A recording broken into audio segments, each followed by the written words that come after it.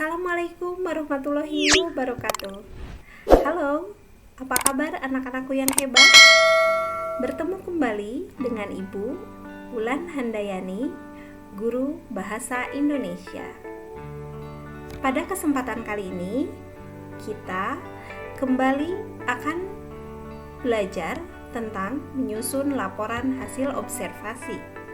Materi Bahasa Indonesia kelas 10 semester 1. Anak-anakku yang hebat, pada video pembelajaran sebelumnya kita sudah berbicara tentang teks laporan hasil observasi. Ya, kita sudah mengenal tentang pengertian, ciri-ciri, dan informasi dalam teks laporan hasil observasi. Selanjutnya, kita juga sudah berbicara tentang struktur teks laporan hasil observasi.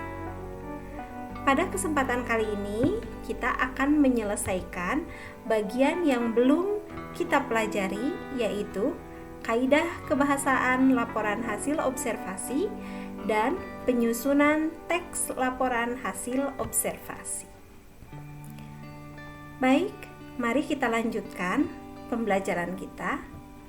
Kaidah kebahasaan teks laporan hasil observasi tentu adalah ciri-ciri kebahasaan yang banyak sekali kita temui atau kita lihat ketika kita membaca atau menulis teks laporan hasil observasi. Apa saja? Yang pertama, tentang kata, prasa nomina, dan prasa verba. Selanjutnya, kalimat definisi dan kalimat deskripsi. Lalu yang terakhir adalah kalimat simpleks dan kalimat kompleks. Mari kita telusuri lebih lanjut tentang kata, prasa verba, dan nomina. Apa itu kata? Ya, kata adalah satuan bahasa yang memiliki arti. Atau kita juga bisa mengatakan bahwa kata adalah kumpulan huruf yang memiliki arti. Untuk bentukan kata sendiri dibagi menjadi kata dasar, kata turunan, kata ulang, dan kata majemuk. Mari kita pelajari lebih lanjut. Apa itu kata dasar? Kata dasar adalah kata utuh yang belum mengalami proses perubahan apapun, atau biasa kita sebut dengan proses morfologis. Apa contohnya? Kata meja, kursi, lari, pagi, senyum, cantik, dan sebagainya. Masih banyak tentu saja kata-kata dasar yang kita temui. Yang kedua adalah kata turunan. Kata turunan ini adalah kata dasar yang sudah mengalami proses afiksasi atau pemberian imbuhan. Kata-kata apa saja yang bisa kita temui? Salah satu contohnya adalah bermain. Kata dasar main ditambah dengan awalan ber. Selanjutnya ada kata pakaian. Kita tahu kata dasarnya pakai ditambah dengan akhiran an. Lalu ada kata gemuruh. Ya, dari kata guru. Ditambahkan imbuhan sisipan menjadi gemuruh. Selanjutnya ada kata membuatkan. Ya, ini merupakan salah satu contoh daripada imbuhan campuran.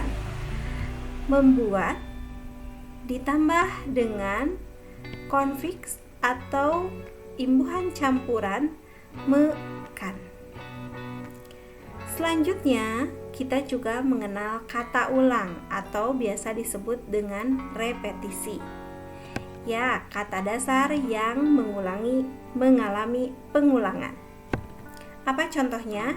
Anak-anak, mobil-mobilan, sayur-mayur, dan sebagainya.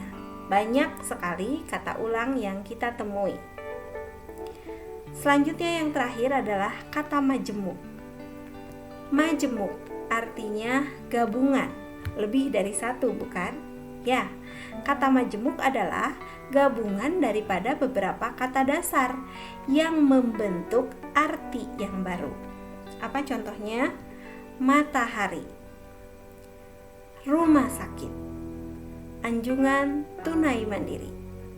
Berapapun kata yang hadir di dalamnya, tetapi menuju pada satu makna. Mari kita lanjutkan bahasan kita tentang prasa. Apa itu prasa?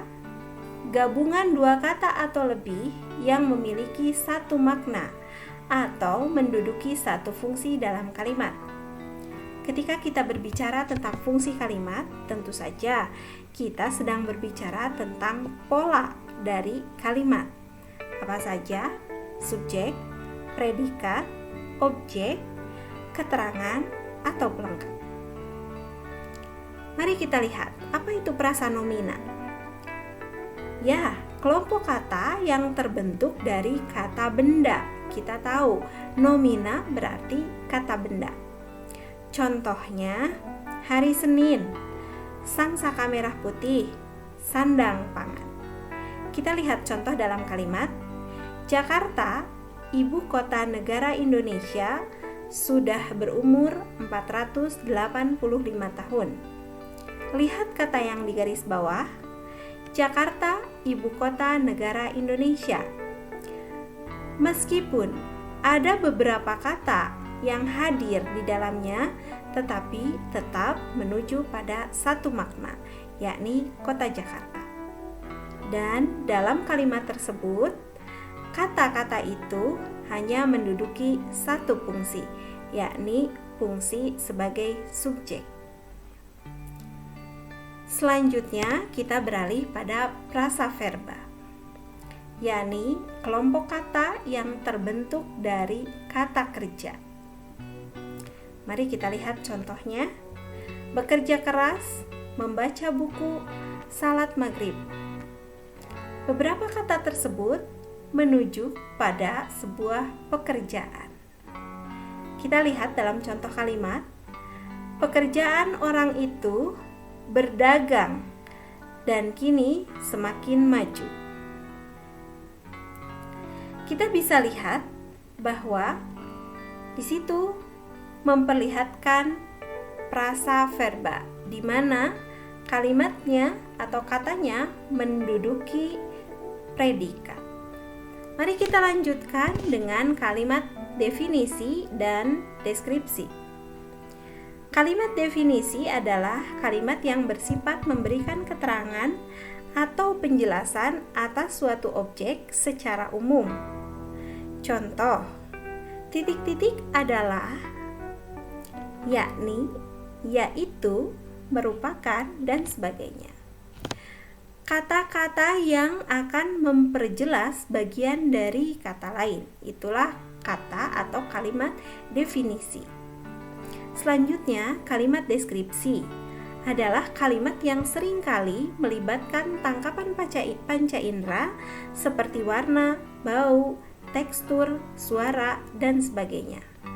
Contohnya, biasanya karnivora memiliki taring, cakar, dan lainnya untuk memangsa buruan mereka. Di sana diperlihatkan kalimat-kalimat yang berhubungan dengan panca indera yang kita miliki. Nah, bagaimana anak-anakku sekalian? Sudah mulai memahami? Baik, kita lanjutkan pada bahasan berikutnya. Ini dia ciri yang terakhir, kalimat simpleks dan kalimat kompleks.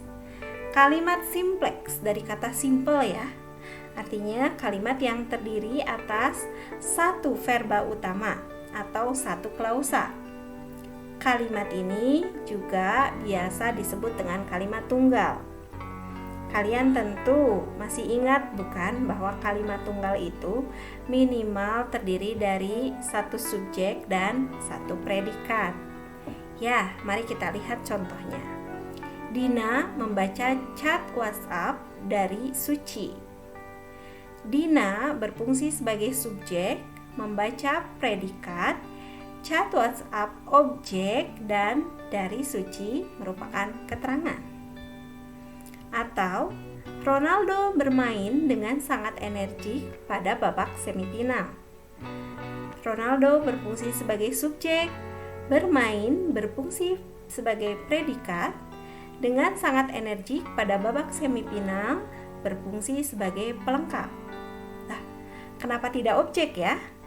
Tentu saja karena predikat bermain ini tidak membutuhkan objek. Apa contohnya? Kalimat yang tidak membutuhkan objek maka tidak akan bisa dirubah menjadi bentuk kalimat pasif. Berbeda dengan kalimat yang berobjek. Dina membaca chat WhatsApp dari Suci. Chat WhatsApp dari Suci dibaca oleh Dina. Sedangkan kalimat yang tidak berobjek tidak dapat diubah menjadi bentuk kalimat pasif. Mari kita lanjutkan bahasan kita. Yang terakhir adalah kalimat kompleks. Kompleks artinya tentu tidaklah simpel. Ya, kalimat yang terdiri atas klausa utama dan klausa subordinatif. Klausa pertama pada kalimat kompleks merupakan klausa yang bisa berdiri sendiri. Artinya, kalimat tersebut sudah sangat jelas meskipun tanpa ada bagian penjelas.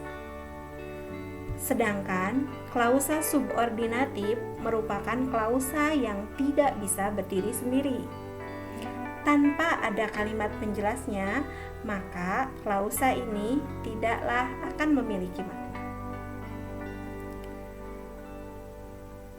Contohnya, meskipun tangan tak mampu menjabat, izinkan saya mengucapkan mohon maaf lahir dan batin.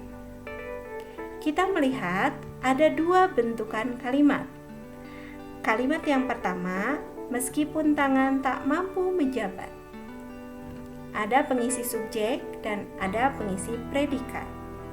Dan kalimat yang kedua, izinkan saya mengucapkan mohon maaf lahir dan batin. Ada pengisi subjek, pengisi predikat, dan pengisi objek. Lalu mana kalimat utama dan kalimat subordinatifnya? Ya, tentu saja. Kalimat kedua merupakan kalimat utama. Mengapa demikian? Karena tanpa ada kalimat pertama, kalimat kedua sudah mampu berdiri sendiri dan sudah mampu menjelaskan tentang apa yang ingin disampaikan.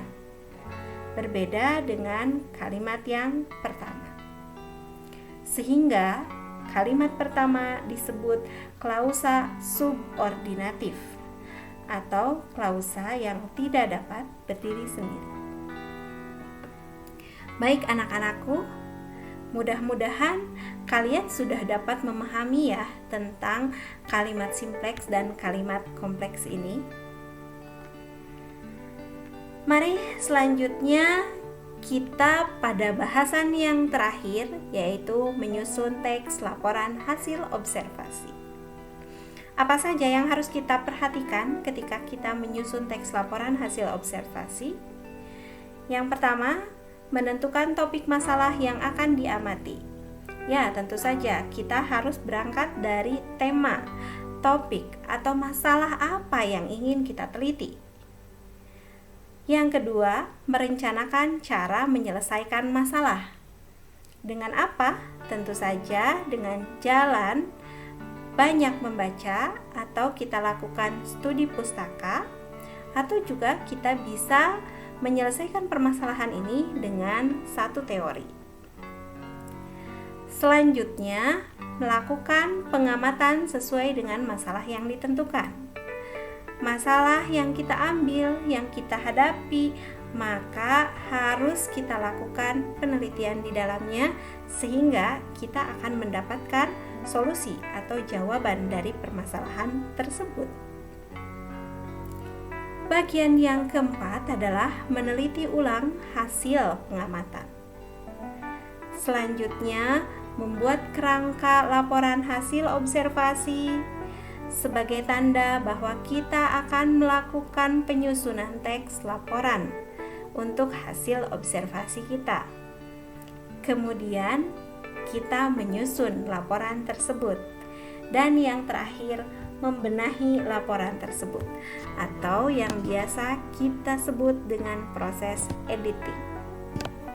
Baik anak-anakku sekalian, itulah rangkaian dari pembelajaran kita tentang menyusun teks laporan hasil observasi. Semoga apa yang saya sampaikan bermanfaat dan kalian bisa memahami dan terus menggali tentang laporan hasil observasi. Semangat belajar anak Indonesia. Jangan lupa like, share, komen, dan subscribe. Terima kasih dan sampai jumpa.